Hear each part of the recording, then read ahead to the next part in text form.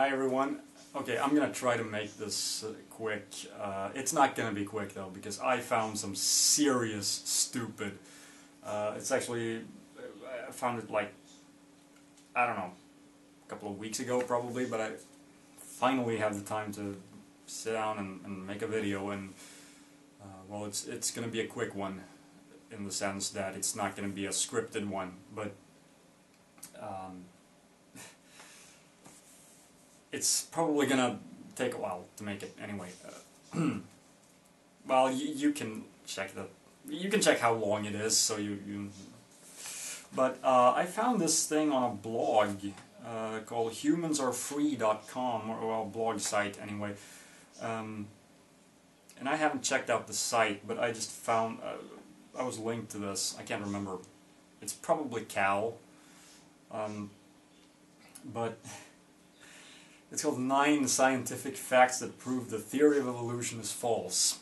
And here's the thing, this is not a standard creationist site. I think it's more of a conspiratard site, and yeah, if you thought creationists didn't get evolution, just hang on. Let's get to work. The theory of evolution is not a scientific law or a law of biology. Well, they got that right. It's a theory. A scientific law must be 100% correct. Well, no.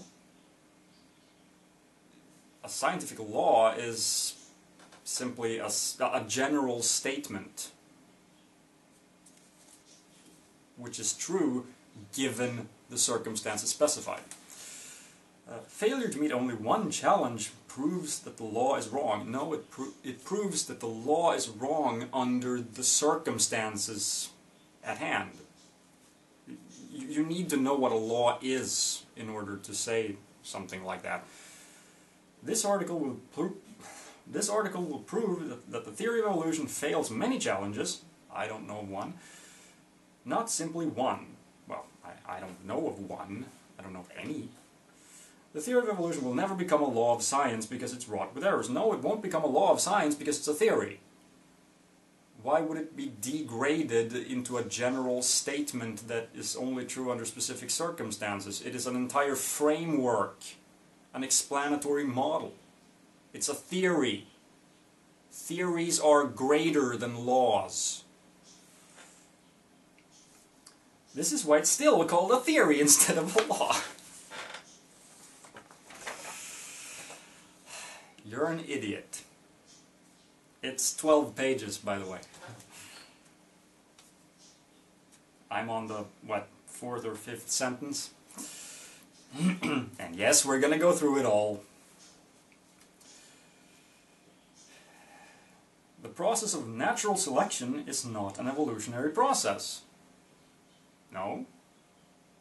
Who says it is? It's part of evolution, but it isn't evolution. The DNA in plants and animals allows selective breeding. Wow, the DNA in plants and animals allows selective breeding. They got it right. I got it wrong. To achieve the desired result. Dogs are good. I'm sorry, I still have a cough. I've had a cold for several weeks, just won't give up. The DNA in dogs has many recessive traits, yeah, blah blah blah blah blah, the desired trait can be produced, yeah, okay. Different dogs are all the same kind, yeah. Many different types of dogs, yeah, not kinds, types, can be developed in this way, but they can never develop a cat by selectively breeding dogs. Correct, because evolution would be completely blown out of the water if you did that. You see, dogs and cats have a common ancestor. Cats did not evolve from dogs. Natural selection can never extend outside of the DNA limit. No, of course it can't. DNA cannot be changed into a new species by natural selection. No, DNA is never changed into a new species. DNA is not a type of animal. Idiot. And also, if you mean that natural selection can never produce a new species, you're absolutely right. Natural selection doesn't produce anything. It acts upon what is produced. You know, genetic drift, mutations, those combined with natural selection produce new species.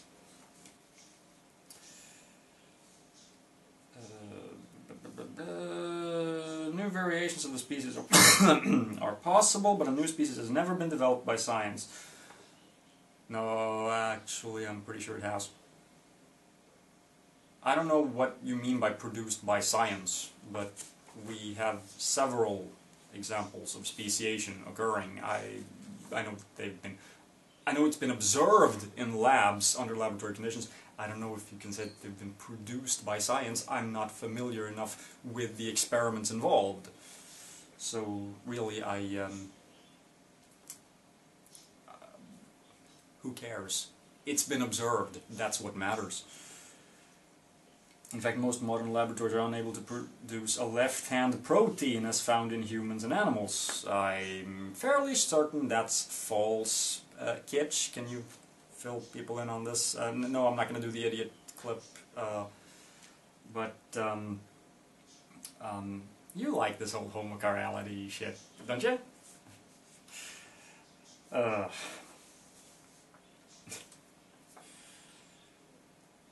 But still, a protein is not a species of animal, so it's irrelevant.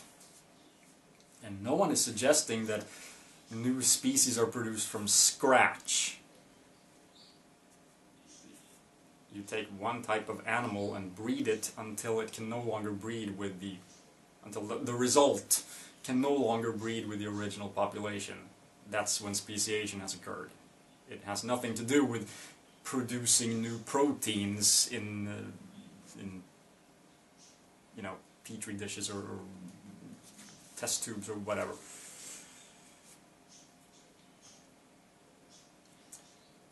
Evolutionists fail.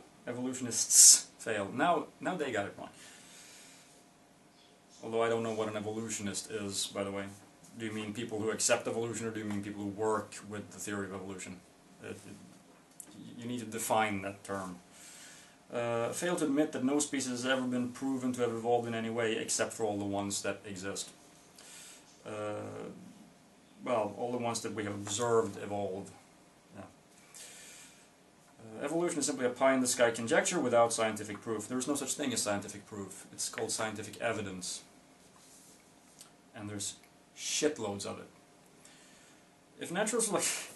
Now we're going to get funny. If natural selection were true, Eskimos would have fur to keep them warm. Okay, first of all, Eskimos, like all humans, have fur.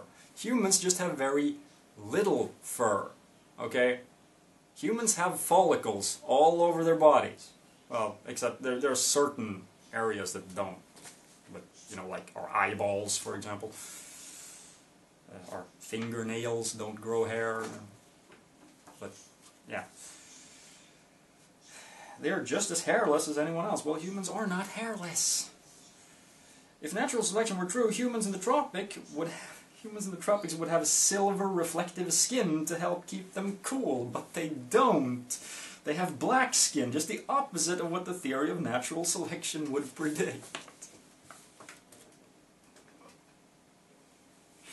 Yes, because having black skin which radiates heat faster would be a bad thing if you're a warm-blooded animal living in a warm climate, so you want to get rid of heat.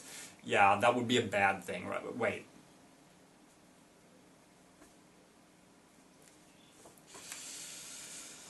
If natural selection were true, humans at northern latitudes would have black skin, but they have white skin instead. Except the Eskimos, who have skin that is halfway between white and black.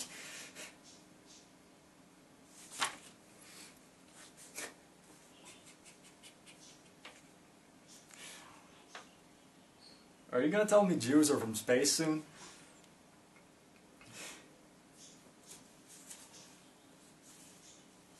Many evolutionists argue that melanin is natural sunscreen that evolved in a greater amount to protect dark-skinned people who live near the equator. Well, I don't know if it evolved. It didn't evolve in greater amount. It's that it's not needed when you go away from the tropics, so losing it is not a disadvantage. And you do realize that humans started out in Africa. We were all black from the beginning.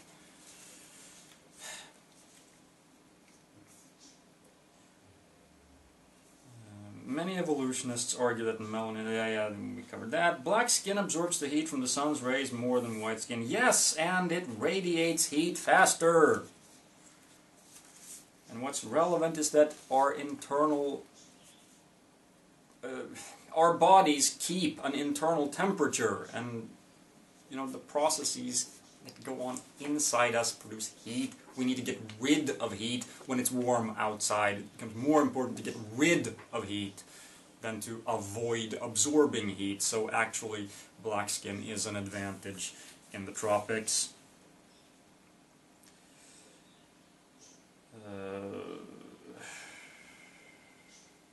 Humans show no sign of natural selection based on the environment. Well, we haven't been around all that long, so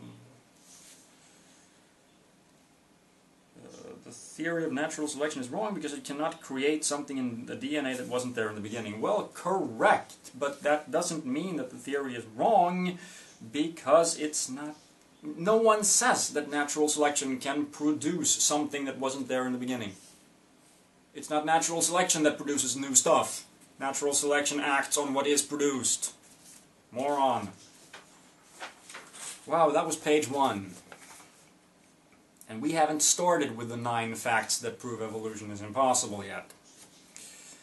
Animals like bears, tigers, lions, and zebras living near the equator have heavy fur. No, they don't. While humans living in the north of the Arctic Circle have bare skin. No, they don't. But you also notice that humans tend to dress warm, right? That's why we can survive in that climate. Eskimos don't usually run around naked. And I believe they prefer to be called Inuits, by the way. A leopard from the jungle near the equator has fur like the snow leopard of the Himalayas. No. And I'm pretty sure leopards don't live in the jungle. I believe they live on the savannah. But if you compare the fur of a leopard on the savannah in Africa with the leopard of the fur of a snow leopard, did I say if you compare the fur of a leopard on the savannah with the fur of a leopard in the Himalayas, you'll notice a huge difference. So, you're an idiot. And by the way, do snow leopards live in the Himalayas? I think they do. Ah. The snow leopard grows thicker hair. Well, so now you admit it. But the jungle leopard would also if it moved to a cold climate. No. No, actually it wouldn't. Not right away. It would take many generations, assuming it survived. And you'd have to have an entire population of them. Horses and dogs grow a heavy winter coat in colder climates. Yeah, because they have evolved to do that. Natural selection isn't working, as falsely claimed by Charles Darwin. You have not given a single indication that it isn't working.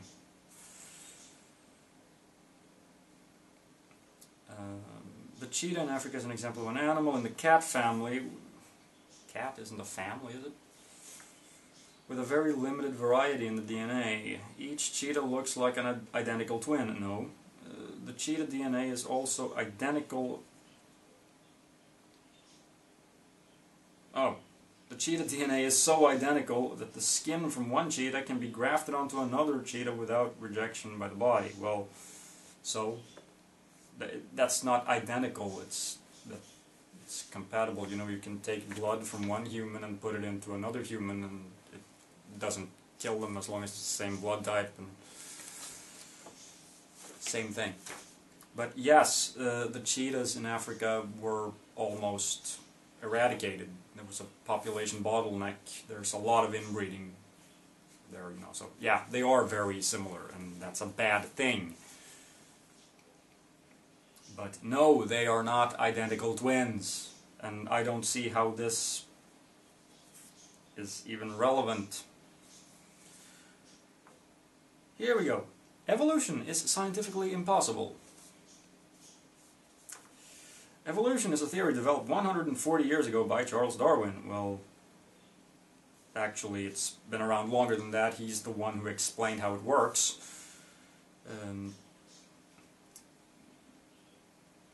Before science had the evidence available to prove the theory false. Well, it still doesn't. This famous book on the origin of species by means of natural selection has a title that is now known to be scientifically false. Well, it's just a title, you moron. New species cannot evolve by natural selection. No, not by natural selection alone. Modern scientific discoveries are proving evolution to be impossible. Can you name one? I'm going to skip ahead a bit.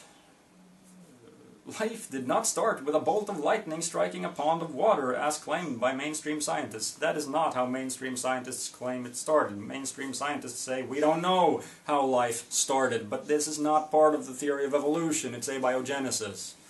Evolution only starts working after life has begun. Kids are taught that life can evolve given enough time. Well, you need life in order for it to evolve, and yes, then it can. This is a false statement without any scientific support. No, that was a false statement without any scientific support. They are taught that if given enough time, a monkey with a typewriter could punch keys at random and eventually type President Abraham Lincoln's Gettysburg Address. This is nonsense. I agree it's nonsense, but no one is saying that. You do realize that you're now ignoring the role that natural selection plays. It acts on what is there. You keep what works, you discard what doesn't. It's like, you know, if you're gonna pick numbers at random and get like the combination to a safe, you keep the hits and you only change the misses. So it's not like you start from scratch every time. So it's a false analogy that you just, you know, try things at random until you get something that miraculously works. Perfectly, that is. So that's bullshit. The indoctrination system called education. Dun dun dun.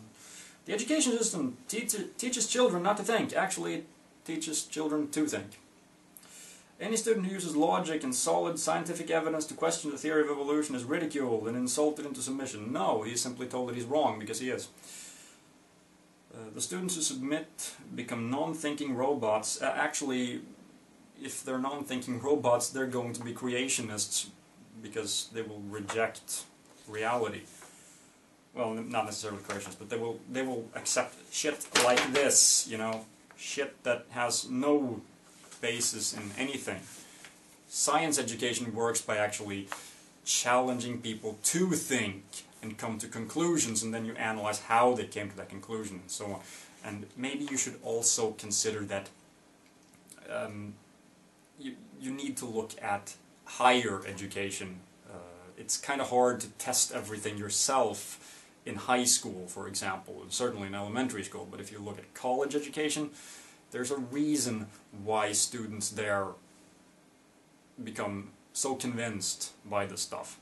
It's because they actually get taught how it actually works. They get to challenge it, they get to think about it themselves, and they get to do experiments themselves that actually have to be analyzed properly.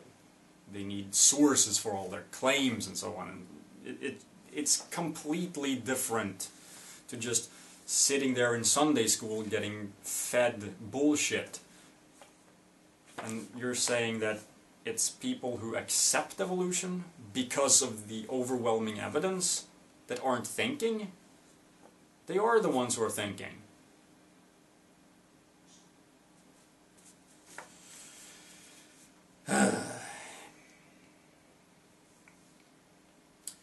fourth grade elementary school class was observed at the park playing a three-legged race game where adjacent legs of two kids were placed into a bag. Yeah, the kids must cooperate with each step in order to run. The kids thought it was great fun. The teacher told them it was being trained to cooperate. Yeah. Actually, it was brainwashing kids into conforming to a system in which they are not allowed to have individual thoughts or opinions. No. It's just that we need to be able to cooperate in society, so being trained to cooperate is actually useful. They must become a team player and submit to peer pressure. Not peer pressure, but being a team player means that you can function as part of a group. That is a good thing. Communist countries have used the same brainwashing thing. I love this.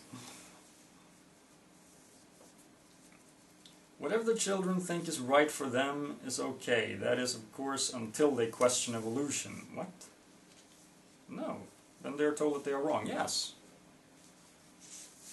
But whatever they think is right for them is not okay. If they're wrong, and they must be told that they're wrong, because otherwise they're still going to be wrong.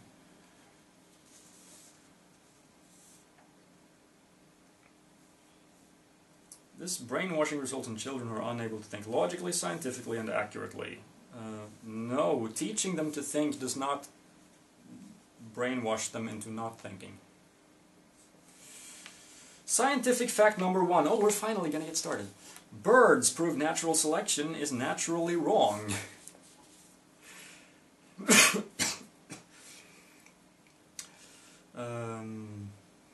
concept of natural selection is based on the suggestion that those members of a species that are a little stronger, a little larger, or run a little faster will live longer to procreate offspring with these superior adaptations. Well, no. It's not that you have to be a little stronger, or a little larger, or a little faster. It's that you need to be a little better at surviving in your environment. That doesn't have to mean being bigger and stronger. It can actually mean being smaller and therefore require less food. That can be a good thing. It depends on the circumstances. Darwin's theory says that millions of generations later, the changes will result in a new species. Not necessarily millions of generations. These adaptations are called links or intermediates, but no. The adaptations are not... The adaptations are simply adaptations. Do you know what you're talking about? The idea of natural selection sounds great when considering deer. The deer that can sense danger the quickest and run the fastest are able to escape the predator on a more consistent basis. Exactly. However, other examples on the evolutionary tree have many flaws. Oh, I'm sure you're going to give examples. This is going to be fun. One of the best examples of evolution nonsense is the thought that a wingless bird began to evolve a wing.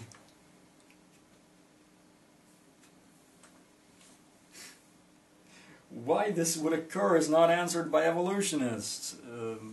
If by evolutionists you mean people who study this, then yes, it has been explained.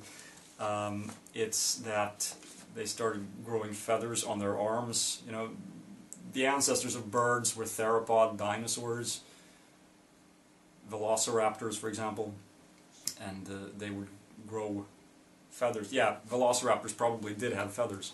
I don't know if this is known, but it's more and more people are accepting this. And the dinosaurs that birds evolved from already had feathers. That's the point. And they would grow longer feathers on their arms, probably with... this gave them an advantage as the climate was getting colder, because feathers are really good at keeping heat in, but it would also be useful when roosting eggs to keep the eggs warm.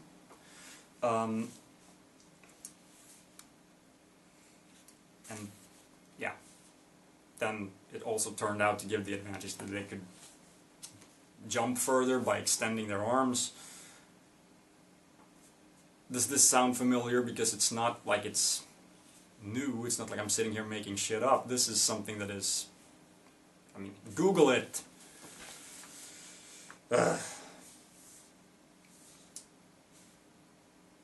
The wing stub did not make the bird more adaptable to his environment. The first wing stubs would be much too small for the bird to fly. Wing stubs!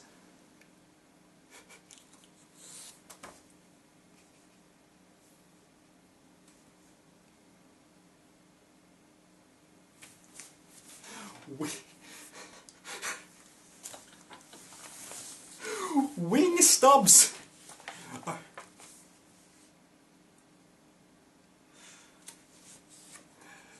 Hang on. Wingless bird. Are you seriously suggesting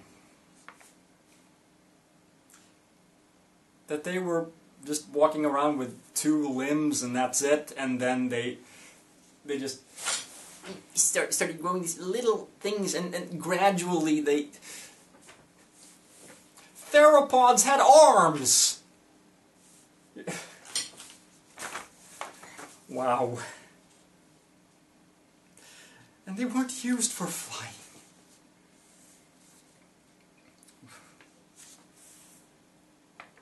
Why would a bird evolve wing stubs that are useless? They weren't useless! And they weren't stubs! They were arms! And they were useful! They would use the arms to grab hold of prey. And guess what? They had those limbs before they started walking on two legs. Before then, they were walking on four legs. Holy shit. A bird with a half-size wing is placed at a disadvantage in its environment. No, it's not. If you can jump further by extending these proto-wings that were still also functioning as arms, that could actually give you an advantage. And also the feathers served to keep heat in. Why would a bird continue for millions of generations to improve a wing stub that is useless? It's not useless! The theory of evolution is based on that. Repeat, repeat, repeat. This is the opposite of natural selection. No, it's not! It gives you an advantage. That's a good thing.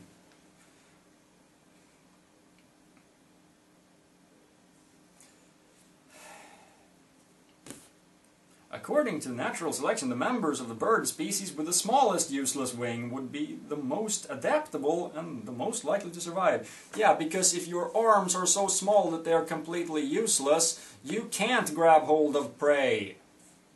Wait, how is that an advantage?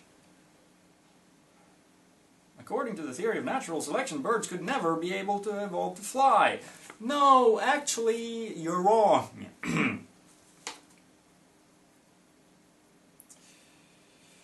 We are then led to believe that some birds got tired of carrying around worthless half-sized wings, so they grew fingers on them. They already had them! They were arms! To help them climb trees, the wings became arms. They were arms! Evolutionists say birds grew hollow bones for less weight in order to fly. No! When they started flying, or rather started gliding, jumping further, all of a sudden, having hollow bones gave you an advantage. Being light gave you an advantage. How would a bird pass this long-term plan to the millions of generations? It's not a plan.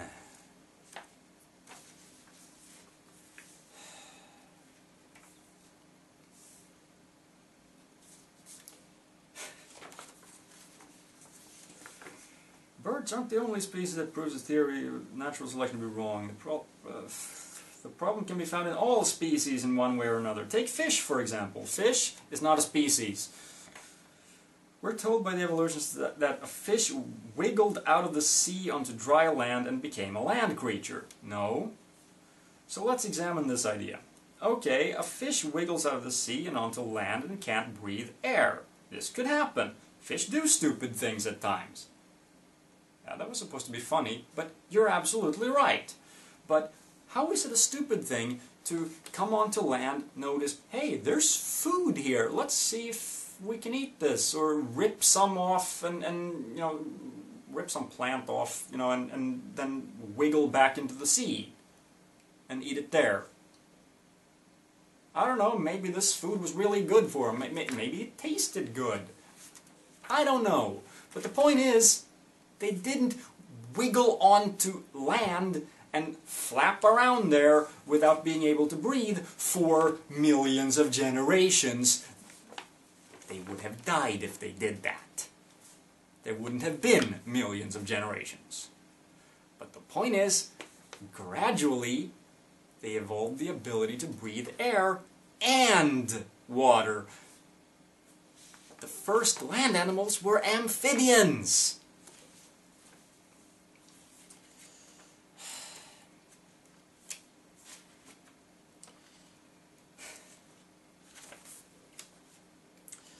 Evolution is scientific fact number 2. Species without a link prove evolution theory is wrong. There are no transitional fossils. The evolutionists will claim that the presence of many individual species proves evolution. No. Evolutionists line up pictures of similar looking species and claim that one evolved from another. No, that's not quite how it works, and it's not just that they look similar. The human family tree is an example. You see, it's not that they look similar, so therefore we assume that one evolved from another. It's that they look like what we would expect something to have evolved from, and it existed at an earlier point in time.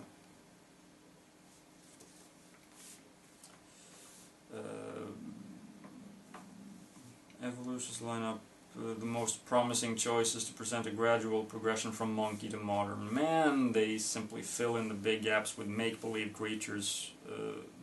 Never once that I know of. This process can be done with humans only because there are many extinct monkey and apes. What? They never do this with giraffes, elephants, or the platypus. Maybe because you haven't looked.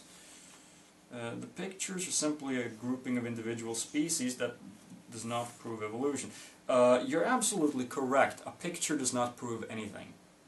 Who says it does? It's not the picture that is the evidence. It is the fossils. Okay?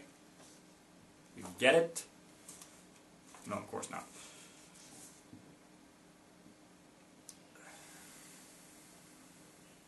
A newly discovered extinct species does not prove a missing link has been found. If it is what we expect between this and this, then it is evidence confirming the hypothesis that this evolved into this. Learn to science.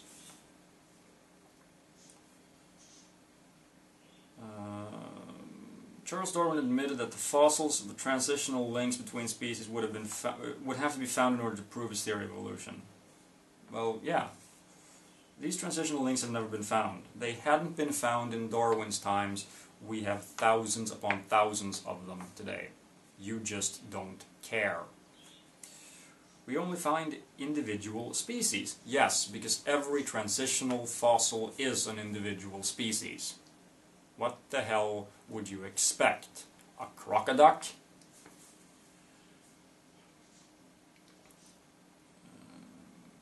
Evolutionists try to form these individual species into a link according to similar major features such as wings or 4 legs, but this simply proves the theory of evolution to be a fraud. How so? Darwin was hoping that fossils would prove his theory correct. What? The lack of transitional links has been proven proven his theory to be wrong. But there is no lack of transitional links. The presence of individual species, what would you expect? A transitional link is an individual species. Even a crocoduck would be an entire crocoduck, a complete crocoduck, the individual species of crocoduck. So even that wouldn't convince a creationist, even if it is absolutely ridiculous. Because, hey, there's no transition between the crocoduck and whatever it came from. That's what they would say. So even if there were such a thing as a crocoduck, which there isn't, because no one is suggesting that ducks evolved into crocodiles or the other way around, that still wouldn't be sufficient to convince anyone that actually, you know, doesn't accept this, because they don't accept it on the grounds that they have no clue what it is, and they need to reject it without understanding it, because their religion tells them they're not allowed to understand it.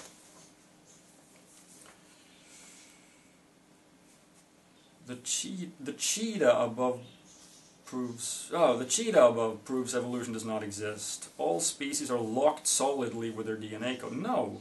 The cheetah is an example of, well, evolution basically not working very well in that particular example. You know, sometimes it does lead to dead ends. And the cheetah is, you know, because it's been through a population bottleneck, it's, you know, this is what we would expect.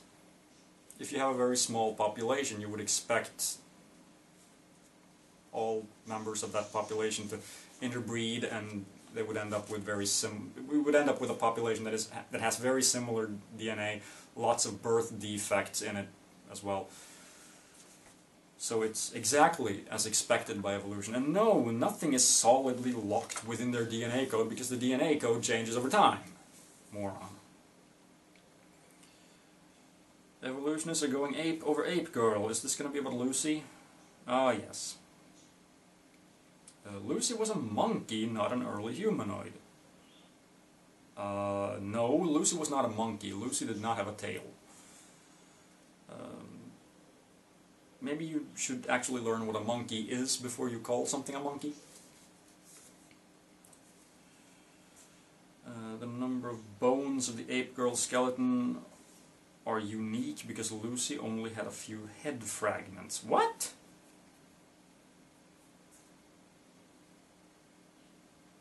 What?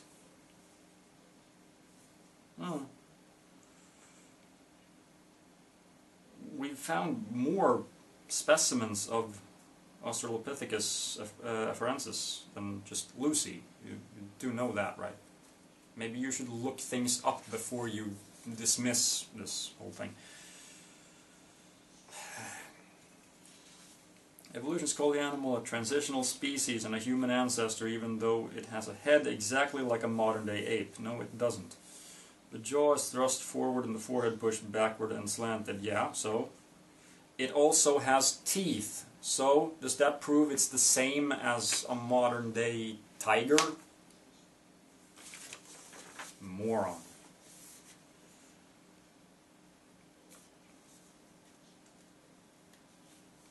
So it looks like an ape, it has the head of an ape, it has the arms of an ape, it has the shoulder blades of an ape. It's obviously an ape. Yeah? Not a human. Where did that come from? We have, let's see, the arm. We have the heads of apes. We have the arms of apes. We have the shoulder blades of apes. We are obviously apes. Human is a type of ape, you moron.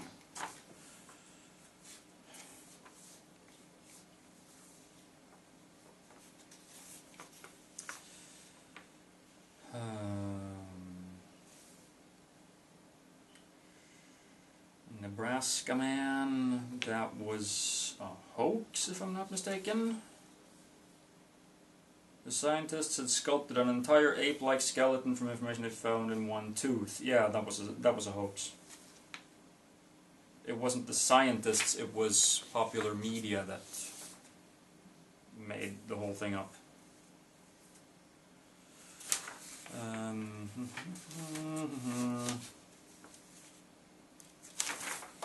Living fossil fish proves evolution is wrong. The coelacanth. How does that prove evolution is wrong? Well, because it hasn't changed a hell of a lot in a very long time, right? Because evolution says that everything has to evolve at a rapid pace all the time, especially if it is well suited to its environment, right? Moron. Archaeopteryx, a significant transitional missing link. It's not missing. And yes, it is transitional. Just like everything else, but it's a very clear case of the transition between what we tend to think of as a dinosaur and modern dinosaurs, aka birds. The dinosaur creature appears to be a reptile with bird characteristics, such as wings and feathers. Exactly. Just as predicted by the theory of evolution. Are you done? Upon close examination, the feathers appear to be identical to modern chicken feathers. Well, I don't know if that's true, but so, let's say it is. What's your point? The Archaeopteryx fossils with feathers have now been declared forgeries by scientists. No.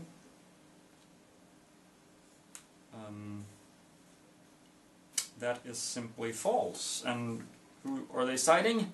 Walt Brown. Creationist.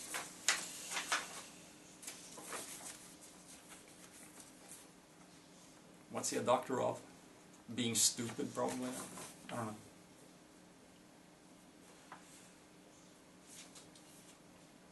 I noticed that there was no link to any scientific paper, it was just Walt Brown says so. The platypus has made a joke of Darwin's theory of evolution and his unproven theory of natural selection. How? I have no clue how the platypus evolved. So, how does not having an answer prove that a theory is incorrect? Also, I'm pretty sure that there are actually those who have looked into this issue. And I just haven't. Because biology, not my thing. Scientists fraudulently claim a newly discovered fish as the second... Oh, Tiktaalik. Yeah, here we go. Tiktaalik has not been shown to be a fraud, and also, but the first fossil Archaeopteryx shown above was also a fraud. No, it wasn't a fraud. Walt Brown says it's a fraud, but Walt Brown is an idiot. Tiktaalik is not a fraud. Tiktaalik is exactly what we would expect. A link between, you know, something very, you know, a very early amphibian. It's what we'd expect. It confirms the hypothesis that amphibians evolved from fish, and it also confirms details about how would this happen. What traits did it have? You know, moron.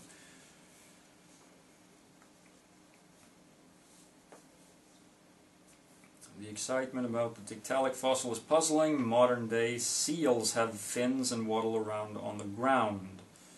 Yes, but they are not fish evolving into amphibians. They are mammals, although technically they would still be fish in the sense that they have evolved from fish, but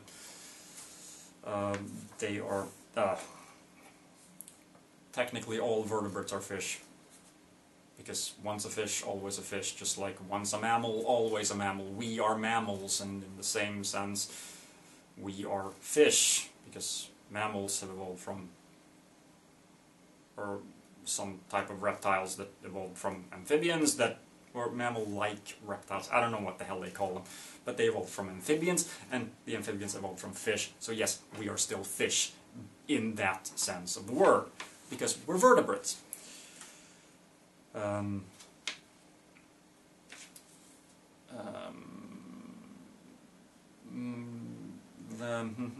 Modern day catfish have fins and walk around on the ground. Yeah, so they don't. Catfish can live out of water for a long time. Yes, but catfish are around now. Tiktaalik was around at the time when this transition would have occurred. Tiktaalik does not provide any support for evolution, except that it does. And it doesn't have to, because evolution is a done deal anyway. Evolutionists are now claiming that a dolphin captured with 2 little extra fins near the tail is proof that dolphins evolved from 4-footed animals related to the dog. We already knew that, because it has the skeletal structure of a 4-limbed animal. This is utter nonsense! May I suggest that you look at the skeleton of a whale or a dolphin, a cetacean? Do that. They have the remains of legs. Okay?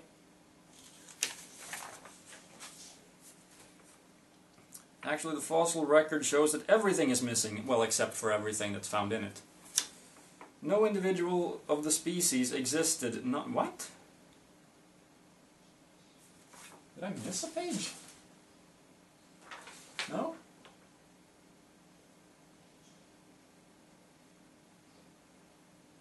Ah.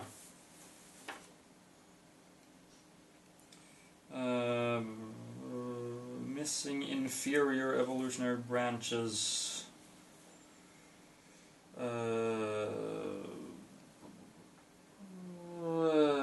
We see in scientific fact number 2 above. We haven't seen any scientific fact so far. The missing intermediary individuals in the branch of the evolutionary tree present a serious problem for the theory of evolution. One superior individual of the 100,000 is missing, but now we have an even more serious defect in the theory. Where are the 99,999 inferior branches? How could they go missing? You do know that not everything that dies becomes a fossil, right? In fact, fossils are quite rare. So no, we would not expect to find everything. Most layers of the Earth's crust are completely devoid of all life. Well, yeah. Your point? But then a layer will appear that is teeming with an absolute abundance of separate species, each containing millions of individuals. Exactly. That's what we would expect, because it depends on how the layer is formed. There are different types of rock. You do know that, right?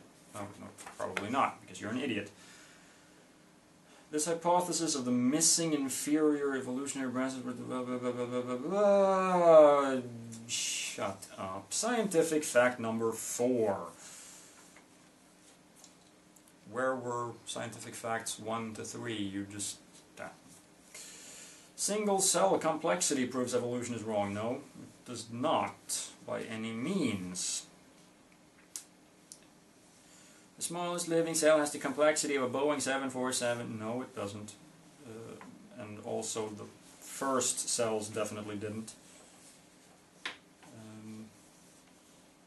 The components of the smallest living cell have the obvious arrangement showing intelligent design. No, it's what we would expect from evolution. And by the way, the smallest living cell,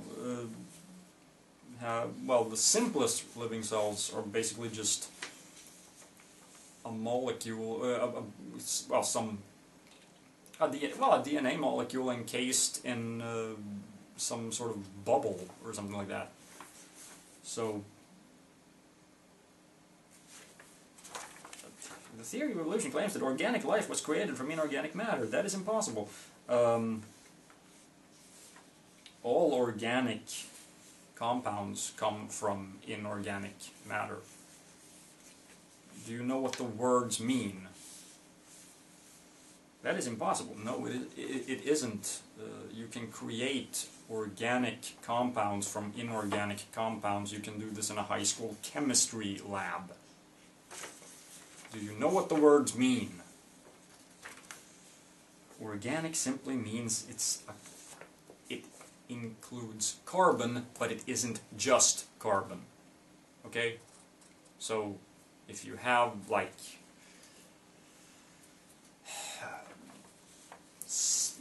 just make something that has carbon in it and it'll be organic. As long as it's not just carbon. There's more to it, but not much. Methane is an organic compound.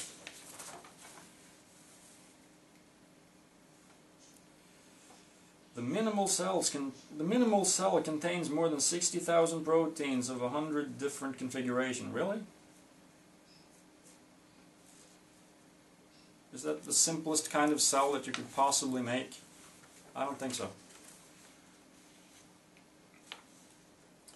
Darwin's Tree of Life. The Tree of Life was not Darwin's. It was Linnaeus.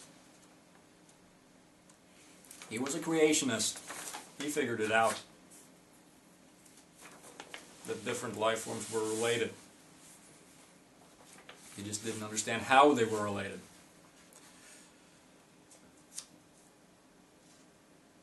Oh, here we go. Scientific fact number 5. Human egg and sperm prove evolution is wrong.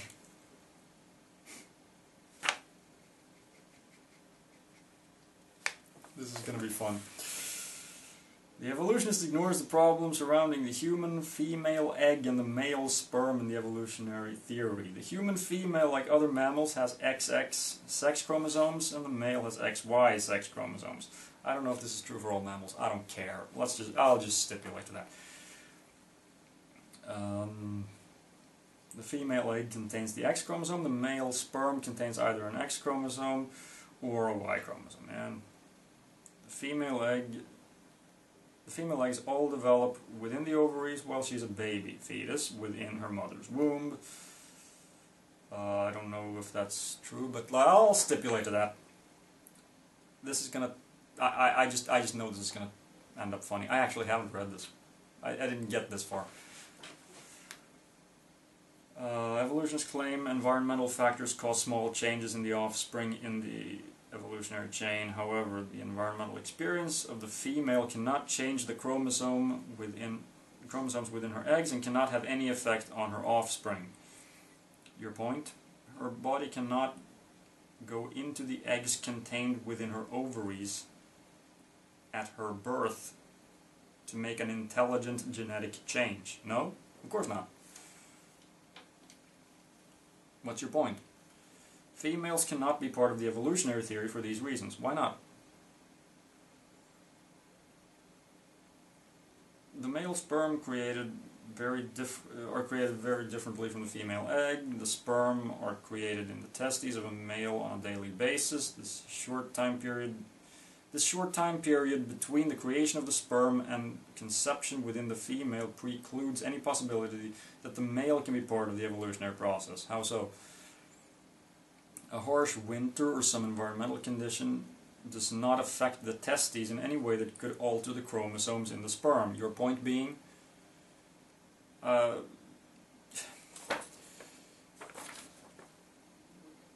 what is your point? Okay, here's the thing. There are these random changes going on that are not because of environmental factors. It's genetic drift. So that's one thing. But another thing that happens is that there is more information, yes, I said it, in an egg and in a sperm than in the total, you know. You have the entire mother's DNA here, you have the entire father's DNA here, they combine and you get something that contains some of the mother and some of the father. Don't just look at the chromosomes.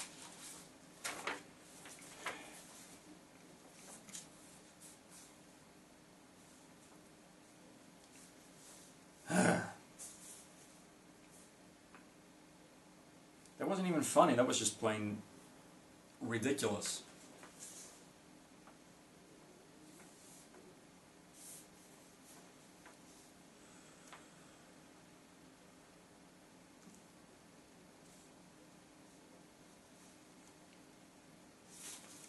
Who says that a harsh winter will change your DNA? Who the hell says that? Scientific fact number 6, DNA error checking proves evolution is wrong. No, actually it doesn't.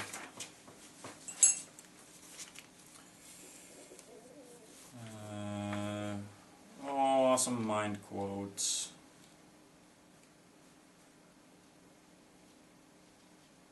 Evolutionists believe in a mutation theory for the origin of many species. They believe that their time god makes mistake after mistake.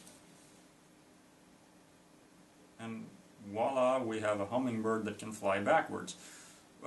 Mutations occur and natural selection acts on those mutations. Some of them turn out to be beneficial. And your argument against this is that there are bad mutations. Therefore, all of them must be. Also, mutations are not the only kind of genetic change. Although I'm not clear on exactly what would... I don't know what the definition of a mutation is. As I understood it, a genetic change was a mutation. It's the same thing. But apparently, I mean, I've been told that this is wrong, that mutation is a type of genetic change, and I'm not clear on what the difference is between mutations and other types of genetic change, but who cares? The point is, there are beneficial mutations. Even Kent Hovind acknowledges that. He just doesn't think they're beneficial, but he acknowledges that they give you, the ability to survive better. What was it? Sickle cell anemia, for example. Hey, it makes you immune to a disease that kills millions of people before they can reproduce. So it's a beneficial mutation because while it has harmful effects, it leads you to be able to procreate, whereas you otherwise would be dead. That is beneficial from the point of view of evolution. Moron. They claim that multiple mutation mistakes eventually led to a human with color vision that can focus at... Well, yes. You can put it like that. But you say mutation mistakes. Now, mistake implies that there is a plan behind it all. That there was something that went wrong. These changes are not things just going wrong. It's not mistakes. It's things changing over time. Imbecile. Scientific fact number 7. Chaos from organization proves evolution is wrong. Oh, here we go. The second law of thermodynamics proves that organization cannot flow from chaos. Wrong. The second law of thermodynamics says that the entropy of an isolated system never decreases. Complex life organisms cannot rearrange themselves into an organism of a higher form, as claimed by evolutionists. That has nothing to do with thermodynamics. This is scientifically backwards according to the second law of thermodynamics? No! Which has never been proven wrong. Well, that depends on exactly what you mean by the second law of thermodynamics. The one you're talking about has been proven wrong. It's proven wrong when you drop something and you notice that it returns to an orderly type of behavior. You'd expect things not to just fly away at random, but follow the laws of nature and just fall to the ground like gravity would have it do. That is order.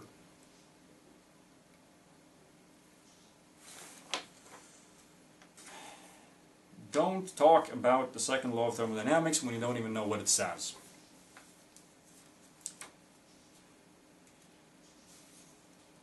There is no scientific fact number 8.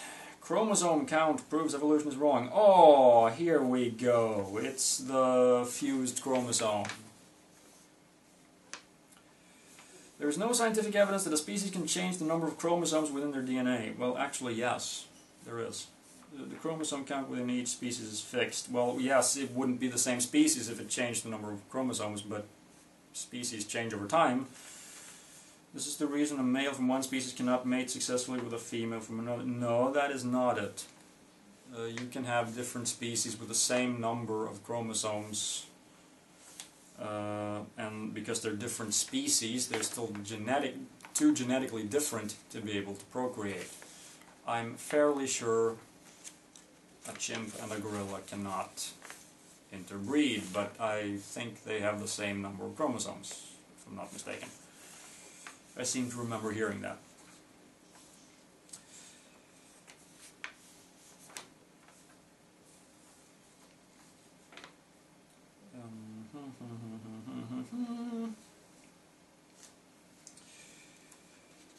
Humans have 46 chromosomes.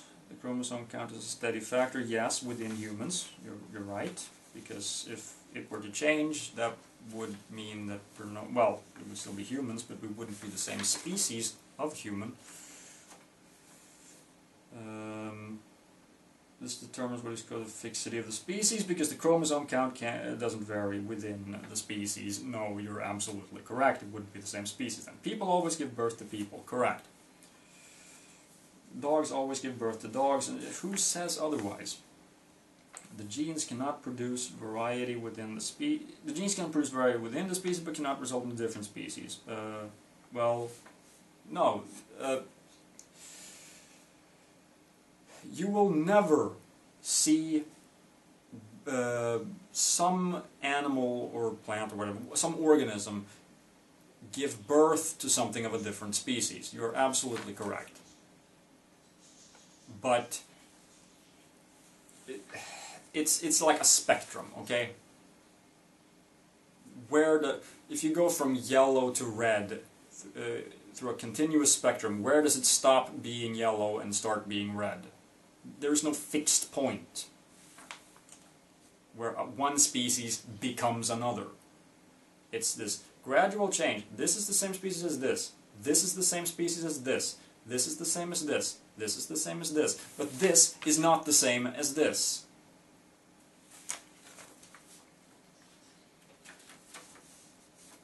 A species is not, all members of a species are not identical.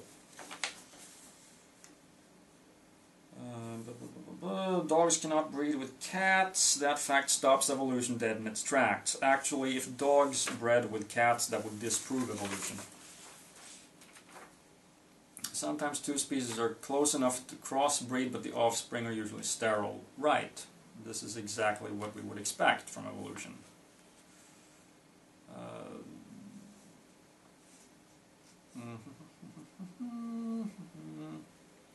Scientific fact number 9. Origin of matter and stars prove evolution is wrong.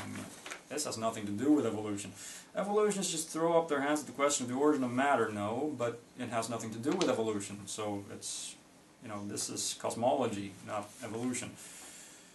They stick their head in the sand and ignore the problem. Yes, of course, evolutionary biologists ignore the problem. It's not their problem. The fact that matter exists in outrageously large quantities, it doesn't, simply proves evolution is wrong. How? The Big Bang Theory doesn't solve the problem either. It has nothing to do with it. It doesn't matter where the universe came from as far as evolution is concerned. As far as evolution is concerned, God created it 6,000 years ago, but evolution has still been going on since then. And if that's what happened, then God would have intentionally made the Earth look older with, he fast-forwarded everything so that we could see this, that evolution has been going on for longer than the Earth has existed. It's like he just, okay, let's create the world with this billions of years long history, but this is where we start, start the game, as it were. There's a backstory that while it wouldn't have happened within the setting of the game, as it were, it has happened, but it's not part of the game. You understand what I'm saying? No, probably not, because you're stupid. Matter and energy have to come from somewhere. You are absolutely correct, I think. It depends on exactly what you mean by that. There's the whole idea that, you know, there's actually zero energy in total in the universe, so it's not a problem, really. But it's definitely not a problem for evolution, because evolution is about how life changes over time. It has nothing to do with where matter came from. Wow, this is absolutely retarded.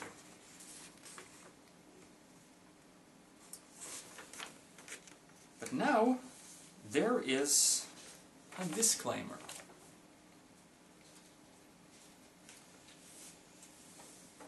The above is an excerpt of a larger article. Holy shit, I do not want to read that one. Promoting creationism, but without bringing any kind of evidence to support it. Wow. The author brings solid scientific argument to disprove the theory of evolution as it is today, but disproving it does not implicitly prove the biblical creation story is correct. Well, that's correct, but well, it's part correct. He doesn't provide any solid scientific arguments against evolution. But even if he did, that wouldn't prove creationism. In fact, there are at least just as many arguments to disprove many of the biblical stories. Wow, amazing. This is going to get funny, though.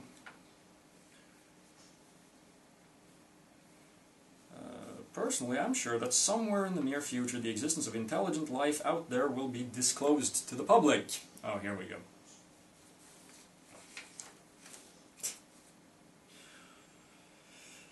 The author is also stating that there's no evidence whatsoever to support extraterrestrial life, blah blah blah. So now we're turning this into the government is keeping aliens hidden in Area 51, right?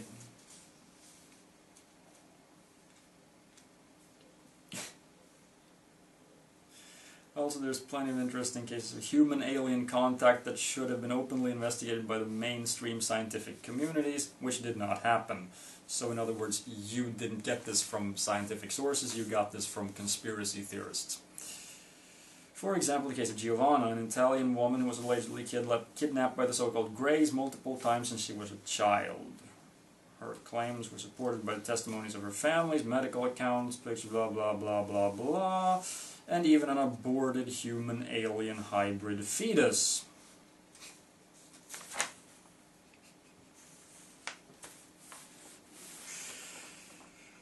Because that's possible, right?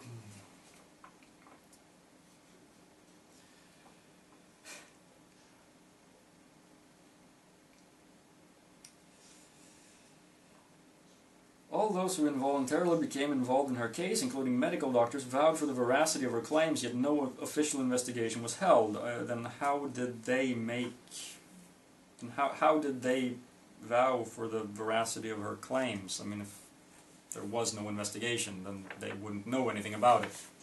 Idiot.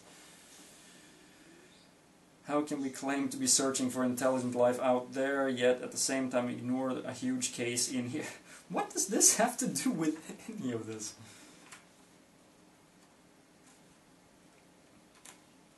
And this is not a lone case. In fact, anonymous polls, anonymous for obvious reasons, suggest that there might be hundreds of thousands of alien abductees worldwide. What does this have to do with anything?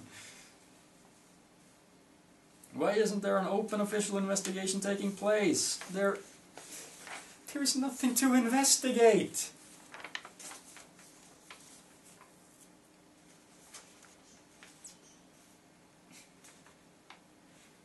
Based on evidence, it is possible that all the world's religions have been founded as a result of misunderstood alien contact. Well, that's certainly possible, but where's the evidence?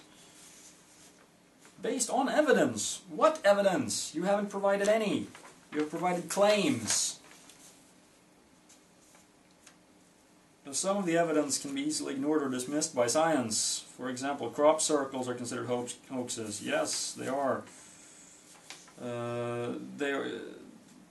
there is still plenty of evidence that there is more to the story than we are being told, and I'm sure you're going to mention it right below here. No, well, too bad. I would have liked to hear it.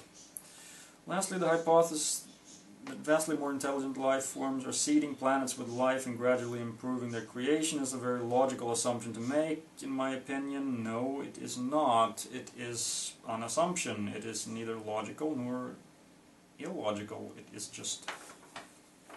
there's nothing self-contradictory about it, but where's the evidence? And why would you make the assumption? How does it help explain anything? If you think about it, even our very young species is planning to make Mars habitable in the near future. Really? How? Well, we can build like domes, or build bases on Mars that have habitable climates inside them, but there are no plans to do anything else, and I don't even know how that would be done in a plausible manner. Before concluding this article, I want to thank Mr. Kent R. Reesky for his outstanding work and all the scientific data gathered to disprove the theory of evolution as it is today.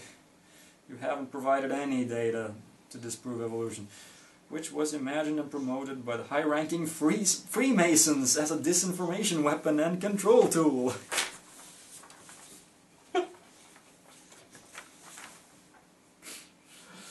As long as we are not allowed to know our own true history, the secret societies are in control. As long as the theory of evolution stands, we are nothing else than slightly more evolved working apes. By Alexander Light, humansarefree.com. I am gonna have fun checking out that website. See ya.